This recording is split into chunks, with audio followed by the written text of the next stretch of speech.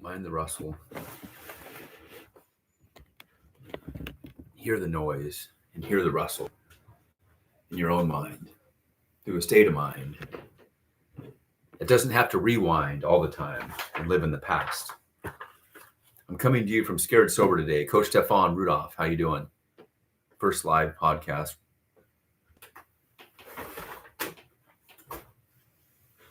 Getting things cleaned up and straightened up in life, for life, through life, with life, to bring you the light in life, the thank you, the gratitude, the attitude.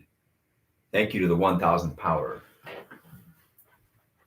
The journey in life begins with the situation in life, begins with learning the left and right, where it goes, what you have to go through and grow through in life. The bend in the road is not the end in the road unless you refuse to take the turn. Helen Keller said that. Should be her name right there. But that quote came to me in 2007. My mother actually purchased this, gave this to me as a gift after surviving brain surgery, after surviving my own lockdown from epilepsy, after surviving and going through and growing through my own addictive state of escapism, of blamingism, of addiction, of being able to not face it in order to erase it. I come to you from Scared Sober here, not to say to be scared in order to get sober, but to be in awareness of the fear that lives within you, that you're drinking away, that you're shooting away, that you're using away, that you're escaping from in life. I couldn't face my own obstacles in life.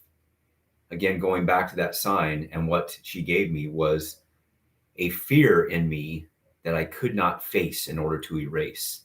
The fear of reality, the fear of epilepsy in my life, the fear of addiction, of alcoholism, of gambling, of not being true as a husband, meaning not cheating on my wife, cheating wise, but drinking my way out of a relationship, gambling my way out of a relationship, not being honest in my addictions, not being able to face it in order to erase it. That's what I'm here for at Scared Sober. That's what I'm here for you at Scared Sober. These areas that I wrote down today to introduce myself and also introduce the program itself come to you hopefully at the right time in life, hopefully at the divine timing in life that God presents us, that law of attraction works with us, that the areas in life come to us to be able to face life head on and not blame others anymore. Have you ever heard that analogy of one finger pointed out, three fingers pointed in? When people blame others, when I had to blame others myself, when I had to blame those that were in my life previously and those that I thought were to blame, they weren't to blame. It wasn't them. It was me. It wasn't the problems they had in life. It was the problems I had in facing life head on. I escaped every day, day in and day out, and was too scared to face reality, too scared to face sobriety, too scared to be sober. That's where that name came from. It's the fear that was in me. And I'm going to go down this list, and you'll see it on the description below. Please subscribe, like, and share in this area if you will. And let me get something set up here.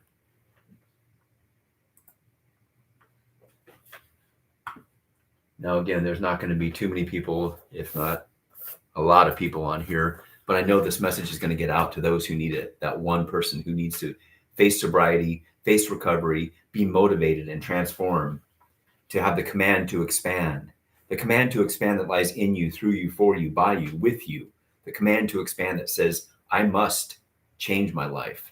I must face the challenges in life. I must face it in order to erase it.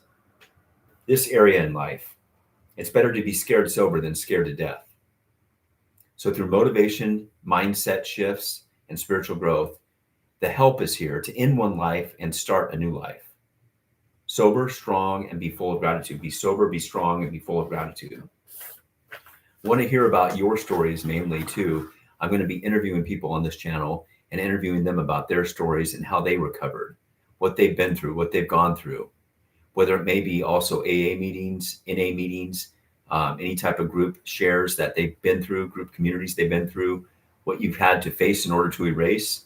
Along the way in my life, AA helped, counselors helped, guidance helped, meditation helped, different changes in my lifestyle finally helped. 13 years sober now, it wasn't until I finally wanted to change and ended up in jail. This day, 13 years ago, I was in jail for my fourth DUI in 11 years. For those who are experienced and have done the math and know what it is like to get a DUI, you have to be able to understand that there is facing prison time here in California with 3 or more, with actually 4 DUIs.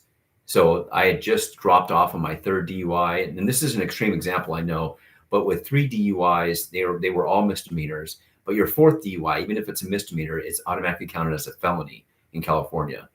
My first DUI in 2002 fell off my record 6 months prior to my fourth DUI overall in October 9th, 2012. Luckily, it was not on my record. I didn't go to prison. I was very close to that, but I was scared straight, literally and figuratively. If you know who's out there that may have experienced this, the Scared Straight program was something I went to as a young child in schools. The school systems out here in San Diego County would actually send people to visit the jails, the prisons. Well, the jails, actually, let me get that right. The county jails locally. And you would just walk through and see how the system runs, meet the sheriffs, meet the police officers, and then also get to see the inmates from afar when they walk by. You walk by them and they're out there eating their lunch in their own area, and you get to see what goes on. You get to see, where they hang out, what they do. That was probably 1980, 1981. Not to age me, but back in the day. And then when I saw that, 30 years later, I ended up there. Ironically, those kids came through in that time period, in October, November time period of 2012, when I was in jail, when I was facing prison time, when I was one of them. The roles were reversed. And that scared me straight. I was like, I thought I'd never be here. I thought I'd be, quote, normal in life. I thought I'd be the one that would always have a grand life, or whatever you want to call it, just the American dream. That's what I'm thinking of. The American dream lifestyle is what I ended up with. Married my high school girlfriend, pharmaceutical career, $1 million home, company car, everything going on to have the perfect life. Destroyed all in one incident, all in one drink night, all in one decision to drink and drive. From that point forward in 2002, from my first DUI to the next point in jail, November 2012, with my fourth DUI, I said, I'm done. I'm done being done. I had to motivate myself, to correct myself, to shift myself, to look up, get up, and grow up. I started praying hard. I was scared straight to the point that I just said, I have always been faith-based, by the way, always been Christian, always been spiritually driven to do, to help others in life, and, to go by the word of God and everything else. But I was not scared to that point. So Scared Sober is a program that I have developed to say, this is it. You have to shift and change before it gets worse. In AA, they say you have to stop digging. And what I was saying in my digging in life, in my shift in life, and in the growth in life, so I need to get some more light in life here. The light in life is coming to you, through you, for you. The shift and the growth in life came at a point when I was done being done. And I had to look up, get up, and grow up. And that light in life said, I can't do it anymore. I can't be here anymore. The one man, and this is going to sound odd for everybody that's out there, unless you've been there, unless you know where I've been, is a man that was my cellie, it's called, my cellmate, my inmate, my fellow roommate in jail. They had, I think it was about 34 cells where I was in Vista Detention Facility here in North County, San Diego. The 34 cells each had bunk beds in each cell. So you had whatever that comes out to, 74, 76, 72, 68, maybe 68 there, times 2. You had so many inmates in there, and then you had a roommate, or a cellie, it's called. My cellie was Surfer Brad. That's his nickname out in Oceanside. I'm not sure if he's alive to this day. It's been so long, but I owe my life to him, basically. And that's a weird thing to say when you think about this, but being in jail there, probably the first 2 weeks, 3 weeks that he was still there, and me being in there, he taught me everything about jails, about prison, about his life, about my life. And the one question he asked over and over during this time that changed my life, what are you doing here? Come on, Stefan, what are you doing here? You know, he would look at me and go, you don't belong here. What are you doing here? What is going on, to the point to the fact that you ended up here again? He goes, that's insane. And then he's telling me his story, talk about insanity. He had been to jail something like 58 times. He was bragging about it. He was proud of it. It was part of his street life, his way of life, his growing life. It was part of the understanding that this was always going to be his life until he died. And then he would say things like, you don't want to be like me. What are you doing here? What is it that brought you here? What, you know, almost like a psychologist, like a therapist, like, you know, this guy was a homeless drug addict that was telling me about how cool it was to be on the streets, to live on the streets, and then to come in jail and be there for 6 months. You know why that was cool to him? Because he would sit there and wake up in the morning and go, I'm on vacation.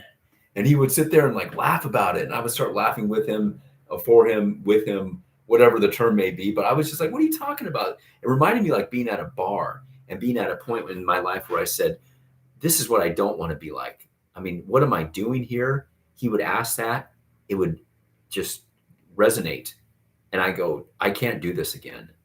I have to stop drinking. I have to stop stupid thinking. And I have to start being the new me. So again, I woke up, got up, and grew up. And from that point forward, that's where I said, thank you. I said, thank you over and over again.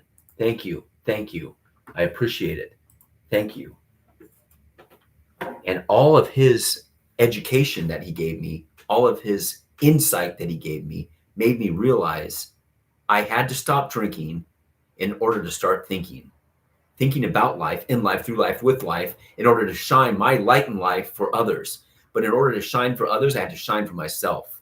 And when he told me that over and over, when I saw the insanity over and over, when I met inmates that did the same thing over and over, I realized that was the time to shift. This was a time to grow. I was going to bail out initially when I first got into jail.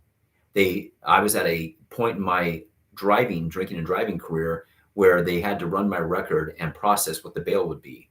When I came in that night, October 9th, 2012, sobered up October 10th, 2012, they ran my record and said, this is going to be a $2,500 bail. Do you want to bail out? It's going to be 10%. It's going to be $250.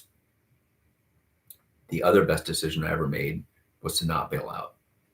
In my previous DUIs, I had bailed out every time. And what did I do during that time before my court time period? Drinking and driving constantly in my third DUI for 2 months. Drinking and driving. Now, I know that's the insanity and people can't understand that. But when you're an addict and you're alcoholic, you will understand it. You will understand escapism, blamingism. And overall, I knew the best decision that I ever made was to say, I need to be in here for a couple days. I'm not going to bail out. I just need to sober up in here, be here for maybe 72 hours. So I did that. I went in there, I think it was a Wednesday night. And when I was going to get processed again on Friday, sometime like 2 or 3 days later, maybe it was a Saturday, whatever day it was, they ran my bail record and it went up to $75,000. I did not have $7,500. I had $250, but I sure as hell didn't. I lost all my money the night before gambling. That's how I ended up there, gambling, drunk driving. And I did have enough money to bail out $250. $7,500, no. I was stuck. I was in jail. Going back to the connection with Surfer Brad, Surfer Brad kept educating me on how he ended up there and how grateful he was to be there. He said, I'm on vacation. You know why he did that? Because he had 6 months to stop doing drugs, getting fed 3 meals a day, getting his weight back. He said he gained 20 pounds like in 6 months. He would get healthy again, going from meth and alcohol to just sobering up in there. And he told me how people did drugs and did things in there. And I was just like, I couldn't believe. I mean, I've seen it in the movies, but I did see one guy shooting heroin in there. I did see the first place I ever turned down alcohol was right in jail, right there. About a week later, in my time period there, from Surfer Brad introducing me to the system on a Wednesday night, the next Saturday or whatever Saturday it was, the reason why it was Saturday is that inmates had 7 days to before they came through and cleaned up the jail cells. So every time they would come through and check your cells every 6 days or 7 days, they would do this on Saturday night or Sunday morning. So we had to clean up and then show them our cells. So during that first full week that I was there, I kept realizing every dinner and every lunchtime, there was one guy in particular that would come around and say, hey, give me your fruit, give me your vegetables. And I was like, why? I didn't ask really. I was just going, okay, here, take it. And he would take the tomatoes, the apples, the oranges, whatever, and they would ferment the fruit into alcohol. They fermented fruit into a juice that had alcohol for 6 days. And that 6th day, probably my 10th day there total, Saturday night, they came around and said, hey, come on, have some juice or whatever. There's a term I can't think of right now, but they called it basically, it was like wine. It was like liquor. It was something about the substance of alcohol that was showing me that there was alcohol in jail. There was the ability to get drunk in jail, and I didn't want it. That's the first time I ever turned down alcohol, was in jail. And I told him what I should have been telling people for 20 years.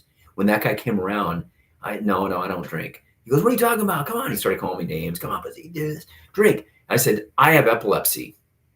I can't drink. Very simple fact of my life. I had epilepsy in 1988. I was knocked out in a football injury, October 2nd, 1988. I was in a coma for 3 days. And from that point forward, for the next 15 years, until I ended up in jail, I had epilepsy. I ended up having multiple epileptic car accidents the year prior to my DUI. In the DUI time period, but I had epileptic car accidents. I had seizures. I ended up having brain surgery in 2007. And I ended up going through all kinds of 25 years of epilepsy, 25 years of alcoholism. That's why I'm here, for you to hear, the story to hear within here, to turn the nowhere to now here.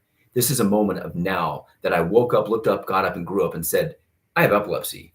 And even though my brain surgery was in 2007, and this DUI was in 2012, the epileptic brain surgery, the left temporal lobe awake craniotomy that I had in 2007 was a success until I started drinking.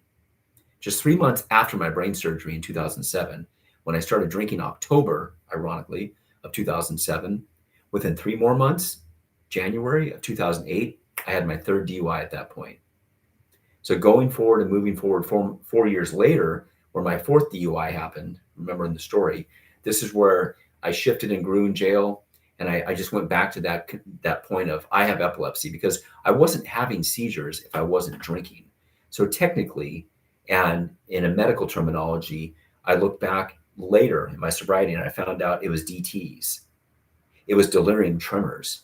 It wasn't just the epilepsy from the football. It wasn't not taking medication. It was my lifestyle. It was lack of sleep. It was alcohol.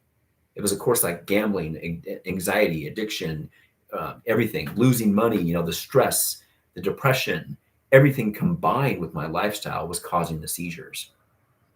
So in jail at that point, in the year, 2 years prior, I was taking epileptic medication. Another point of insanity is the epilepsy medication that I was taking, the epilepsy stuff that I had taken, Tegretol, Topamax, Depakote, Keppra, Lamictal. It goes on and on. I could go down a list of anticonvulsive medications, seizure medications that I also found out later were also used for Alzheimer's, dementia, senior care, elderly care. I was in that industry and I found exact medications that I used to take, Topamax, Tegretol. It just blew my mind, literally and figuratively. Expand the mind. But it blew my mind that I was on that medication for years, drinking. It all said, do not take alcohol. And I was taking alcohol the whole time. But when I got off it in jail, that's my sober point, and I didn't want to take medication. I didn't want to tell them I was taking medication. I didn't want to explain anything like that. I told them I didn't need any medication. I wasn't on anything. They did put me on some anticonvulsive medication for coming off alcohol. In the first week, I was on anticonvulsants and just kind of out of it a few days. But I did need that because I had a lot of DTs, a lot of delirium tremors, a lot of problems like that. But in jail, I turned down alcohol. In jail, I picked up meditation. In jail, I picked up a new lifestyle. In jail, I became the new me. In jail, I had gratitude. In jail, I had positivity. In jail, I had thankfulness. In jail, I was thankful and grateful for being there, for shifting there, for doing the Control-Alt-Delete. Reset your mind, reset your life. That's what I had to do. That's how I had to be thankful. That's how I had to turn the F yous to thank yous and be thankful in life, for life, through life, with life. And I said, thank you. So connecting back to Surfer Brad, educating me on the streets, on who I was, on who I had to hang out with. The first morning, of course, I'll never forget this part either. I go to get breakfast and I sit down at a table. I just randomly sat down at there were 8 tables, and one group was with another group. The blacks had to sit here, the Mexicans had to sit here, the whites had to sit there, the others had to sit over there.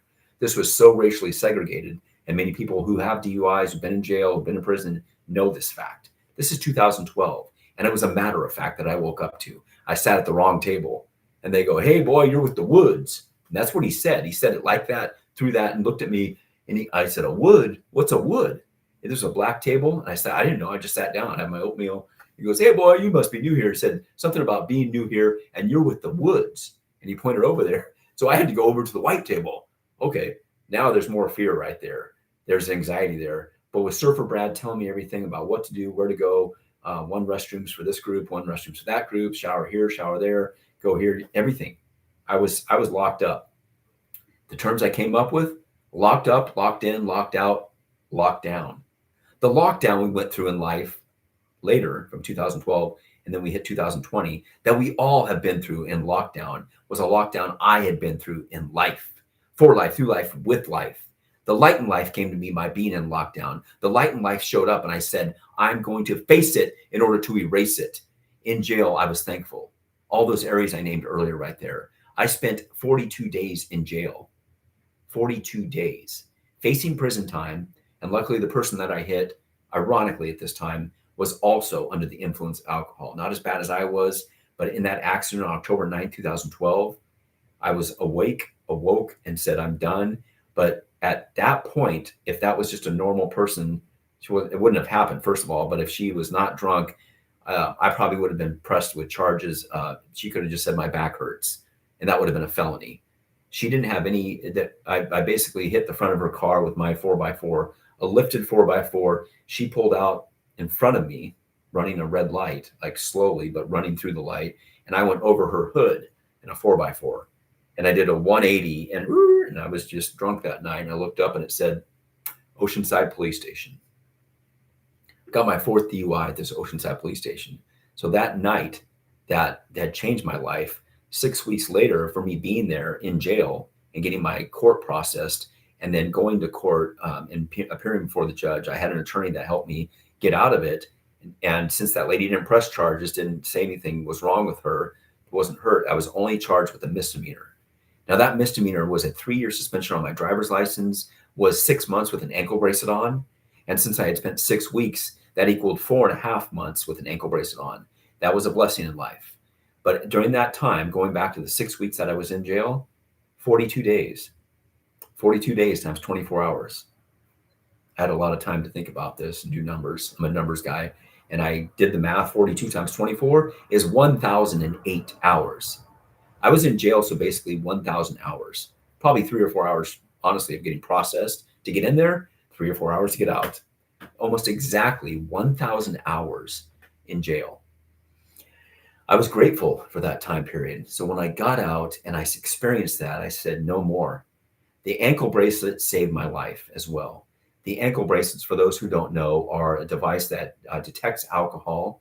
It detects your bloodstream system and your sweat glands. So if I was to drink alcohol in about a half hour, an hour, it would come out of my sweat glands in my ankle, in the ankle area. Every half hour, this device would go off and go bzzz and check your sweat glands on your ankle. So back in the day, 13 years ago, it was kind of like an old buzzer, what do they call it, pager, or in cell phone days too. You have that vibration. So I would have that when I got out of jail. I had a big sock, and I would put my sock around it so people couldn't see it and what it was. It looked like I was stuffing my cell phone in my sock. So some people thought it was like one of those old flip phones that you push in your sock. Other people knew. I go, hey, I know what that is, because they've been there and done that. I was the guy that just didn't care, but I had to care. I mean, I didn't care what other people thought, but I started working out more, going to the gym more for the next 4 months, started playing racquetball again, started taking the bus everywhere, sold my truck, didn't have a car for the next year. again, this is all going back to scared sober. So if you're listening to this and you don't think I was scared for my life if I ever drank.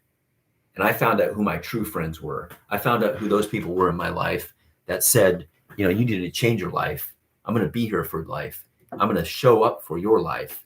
I'm going to be here as a friend or as a family member. I'm going to be here and be there for you. Those were the true friends that stuck with me. The other friends were not there for me. The other friends were not there for me in any way. Sorry about that. Any way. They just wanted me to drink. Now, I'm not ripping on them, and I don't even keep in touch with 98% of them, but those people that were there that drank with me wanted me to drink with them. They couldn't wait till I got out of my ankle bracelet. They said, well, we can't, I would actually go to bars with them because I had, again, no other friends, no other lifestyle. The only lifestyle I had was drinking, was beer, was party, was Charger games, Padre games, sports bars, happy hours, all these events that entailed drinking, all these events that entailed addiction, escapism. The only way that I knew how to live was in the bars. So a few weeks of being sober, getting out there, walking, riding my bike, working out, I go back to the bar, I order a club soda. Oh man, we can't wait till you get that ankle bracelet off, man. We want to drink with you again. And I'm sitting there like the jokester. I always said I was kind of like Norm from Cheers. I was the guy making everybody laugh, the funny guy. Everybody was still laughing. Everybody enjoyed my presence. Everybody got along with me. They liked being around me. Everybody was there except the old me. The old me was the drinker. The old me was the stinker, I call it. The stinker thinker, the drinker. And I was just shifting from one channel of life to another. And that channel being turned off, my old me, was frustrating them. And I knew how that feeling was. When I saw somebody not drinking around me, I saw somebody like, what's wrong with that person? Why aren't they drinking? Or if I go on a date and she didn't drink, God, what's wrong with you? And now I was that guy, but I had a reason to not drink, and it was the ankle bracelet. 4 months later, when that got off, and during my time period of going to happy hours all the time, not a lot, but enough to just drink a double club soda on the rocks, I called it, I realized that I couldn't do this anymore. And I stopped going little by little because every hour that I was there was a worse drunkenness that I would see in people because I was sober now. And I saw how stupid they got. I saw the fights they got and the arguments, the stupidity that alcohol turned people into. And I just thought, not everybody, again, is an alcoholic, but what I saw and grew through, I was just like, I showed up for an hour, showed up for a half hour, then I just stopped showing up. And when I had my ankle bracelet off, what do you think these friends did? They wanted me to drink. They go, come on, you got it off. Dude, I got 4 DUIs. It was jail. I was in an institution at one time because of alcohol and medication for 72 hours. Man, I had been through it all. Brain surgery, epilepsy, addiction, divorce, jail, institution, homelessness. What do you want? You want me to drink? What kind of friend are you? Okay, I was scared sober, but I wasn't scared to live. I was scared to die. The confirmation of transformation came from within me, through me, for me, by me, for the new me to be born. So I'm just reading that to you from the heart. I became what I'll say right here, an ear to hear and a heart to listen. That's what I had. So this is a real story about this, and this is why I'm coming to you from Scared Sober. I want you to subscribe, like, and share. There's more to come on this. And I'm going to interview people, and I'm going to have them probably watch this. This is just an intro right now to who I am and what I've been through. That's the short intro, because the next 12, 13 years after sobriety came change, came shift, came growth. Got off medication, picked up meditation. I became aware. I started praying. Meditation, awareness, and prayer. MAP. Meditation and manifestation. Started writing down my goals. Started living by them. Awareness and attitude. Awareness of who I'm surrounding myself with. Awareness of what I'm eating. Awareness of what I'm drinking. Cutting out sodas, cutting out red dye, cutting out chemicals, cutting out all the crap. So meditation, manifestation. Awareness, attitude, positive attitude. Prayer, and positive thinking. Again, if you don't pray, that's fine. Go with positive thinking. But believe in a higher power. Believe that someone else is out there. Something else is up there, not just in here. When I ask you to point at yourself, and you point at yourself right now, do that. Point at yourself. Where do you point? You say, point at yourself, Stefan. And I go, okay, Steph, I'm right here. You're pointing at yourself. You're not going to be like this. Who points? Okay, that's me. Point at yourself. Oh, point at yourself. You're not doing this. You're usually just kind of pointing. That's me. But if you go right here, that's to your heart. That's living with heart. That's you. This is your passion. Your heart of passion and your mind of action must take place. Passion, action, passion, action. But in between is a mouth full of excuses and a mouth full of beer. Beer, alcohol, diluted the ability to connect the dots of thoughts with the mind of action. That's what happened to me. That's what this show is here for you. That's what this show is, to show you that there is ability for you to have that command to expand. There is ability for you to look up, get up, and grow up. There is ability for you to learn, grow, and live. Be the sober coach, the sober person, the sober being in you, through you, for you. Go now and grow now. Let me know your comments when you see this. Let me know your feedback when you see this.